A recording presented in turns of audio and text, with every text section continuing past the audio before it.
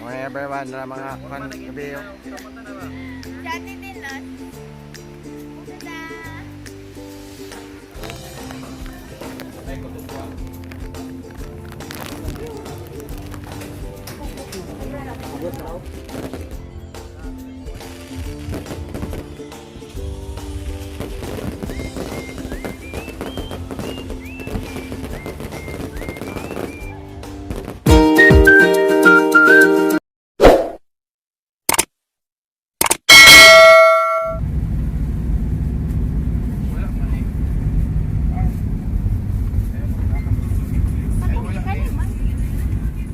Good evening po sa lahat at welcome back again to my munting vlog. At ngayon po ay pupunta kami sa Misamis Oriental dun sa Initaw sa Don Arc Beach. Namob kasi yung Christmas party namin dahil noong December ay sobrang busy ng mga tao, di magkaugaga.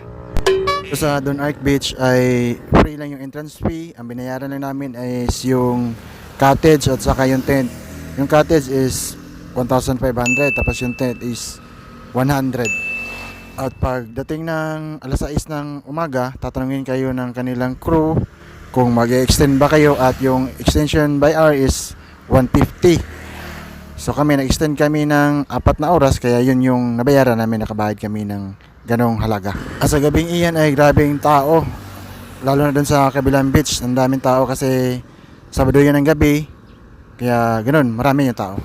Ito yung pinili naming araw kasi kinabukasan wala kaming duty. Nag-tent lang kami para maiba naman kasi kung kukuha kami ng kwarto, mahal. Tapos yung budget namin sakto lang.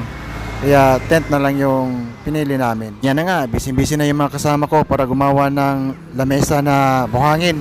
Kasi mag-walwal daw sila. Paminsan-binsan lang to. Kaya walwala na.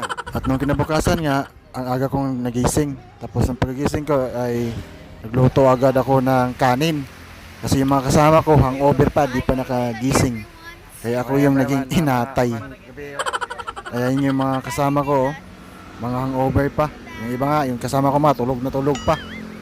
At pagkatapos na yan ay pumunta kami doon sa sentro ng Initaw para bumili ng isda para gawing kinilaw at sinugba.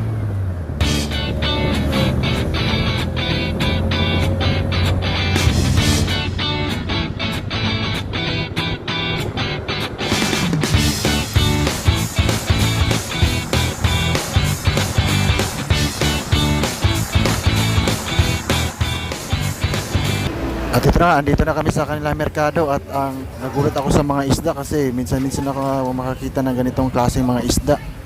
Hindi ko nga alam kung ano mga pangalan ng ibang isda dito. May lapo, yung parang lapu-lapo ba yun? Yung sobrang laki na medyo brown. At yung binilang namin is yung malasugi. Ginawa namin kinilaw at ginawang tinulay yung kanilang ulo. At yung mga kasama ko ay sobra talagang daming kanin na naubos nila kasi sarap na sabaw. Ang sarap talagang sumigop ng sabaw kapag hangover. At lalo na dito na presko yung mga isda.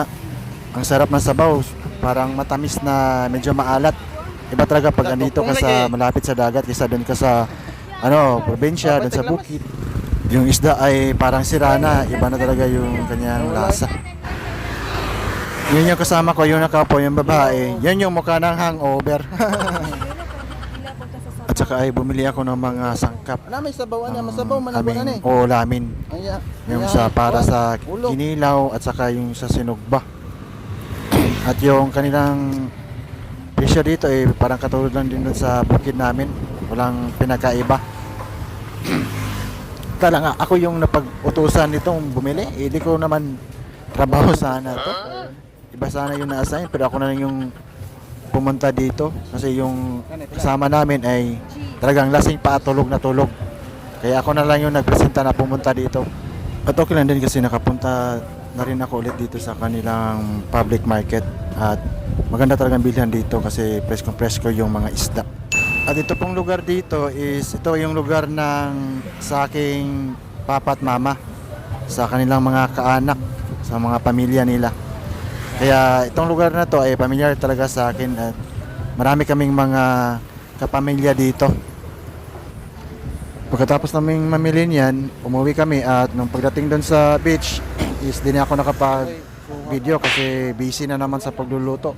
At yung mga kasama ko ay bago pang mga gising. Kaya napatulong na ako sa kanila sa pagluto. Pagkatapos ng pagluto ay naligo na rin ako doon sa dagat kasi minsan lang tayo makaligo sa dagat. Once sa blue moon lang talaga pag may importante na napupuntahan dito at napaplanuhan talaga kasi malayo tayo sa dagat, nasa bukid tayo. Kaya yung dagat ay nalubog. Nalubog. Pero saglit lang ako naligo sa dagat kasi baka ma-sunburn tayo at di tayo sanay dun sa pagligo ng dagat. At hanggang dito lang ako at ito yung mga kaganapan dito sa loob ng mga ilang linggo at nakapag-upload ulit. And this is Redbug. Bye-bye!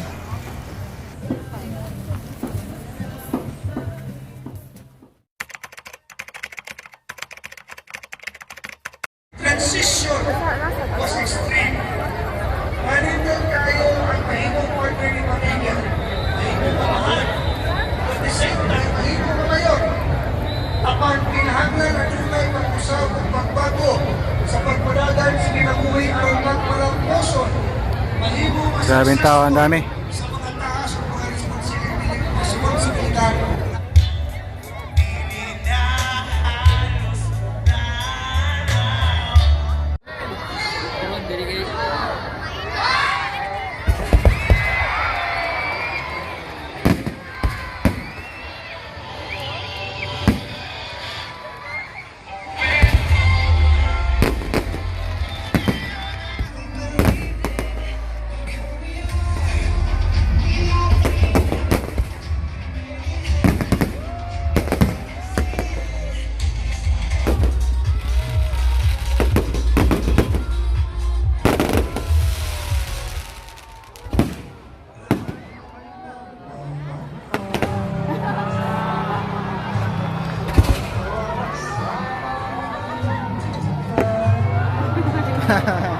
Mahina kayo eh.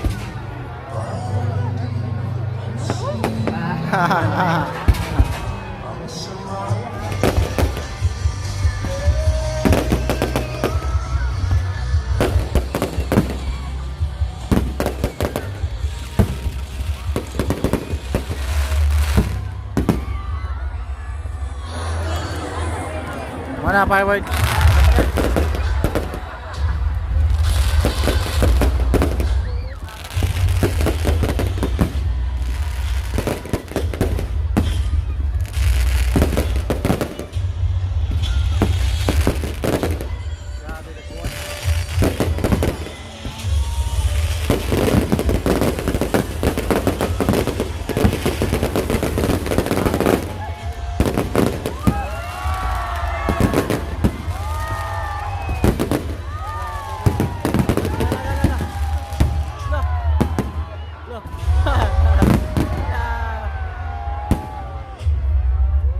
Murah tambah butan.